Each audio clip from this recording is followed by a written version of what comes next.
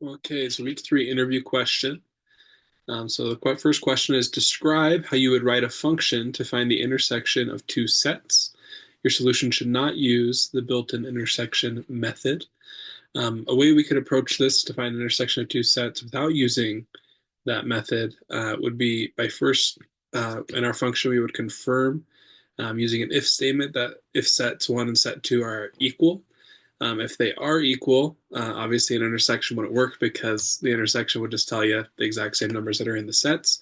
You could build into your function that would throw an error that they are already identical. Um, Else, you would then run a for each loop looking for x in set 1. And then we would nest an if statement within that loop asking if set2 dot contains x. And so what that does is it has set2 verify to say, okay, so we checked this initial value in set 1. Does set2 have that value? If it does, we would add x to a new set called set3 and then return set3. We would loop that through each value in set 1, checking if it's in set 2. If it's not in set 2, it wouldn't add it obviously to set 3. If none of that works, we would then build in to throw an error that there were no intersecting values. With this approach, the ifs portions are all O of 1.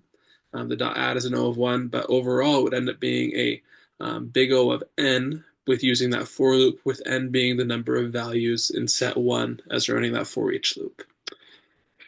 Test cases we'd want to make sure we ran in relation to the intersection portion. It would just be a simple test of set 1 is 1, 2, 3, 4, and set 2 is 3, 4, 5, 6. Set 3 should return 3 and 4. We'd also want to run a test where all values intersect, and that so we can throw that error saying that they are identical. And then another test where none of the values are matching.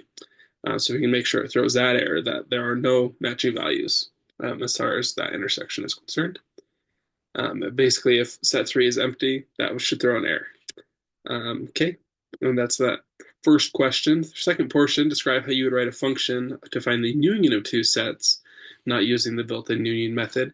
Finding the union of the two sets is a much simpler answer. Union can simply be accomplished by using a dot add method between sets 2 and set 1 and set 2. Thus, the natural restriction of sets would not allow us to add a duplicate integer. And so adding 1, 2, 3, 4, adding 3, 4, 5, 6 to 1, 3, 2, 3, 4, we would just end up with 1, 2, 3, 4, 5, 6 because 3 and 4 would not be added multiple times. In that function, once again, we would first just verify the sets are not identical. If they are, that would trigger an error. Obviously, if we still ran a union on those, it would just produce what that set already is, and so there wouldn't necessarily need to run this function. Otherwise, we would create a variable called union set that would simply be set 1 dot add set 2. And so we'd be adding set 2 to set 1 that already exists. And then we would ask if set 1 was equal to union set that we just created. If it is, that indicates that one of the sets is empty, and that should also return an error. Otherwise, we'll return our union.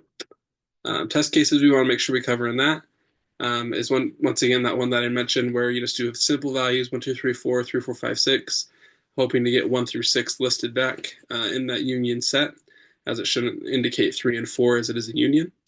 You'd also want to make sure you test it with various sizes of numbers. Particularly, I had the thought to test it with numbers that the hash set would take to the same index within the memory, just to make sure it's handling that properly, whether it be chaining or be finding its own unique index. Just make sure that's working how it should. And then you'd also want to make sure in an instance where one of the sets is empty, it throws an error, and that you should see that every time. With this one, with it being just a natural method associated with sets, it should just run with a simple big O of 1. That's kind of my thoughts on those questions. Thanks so much.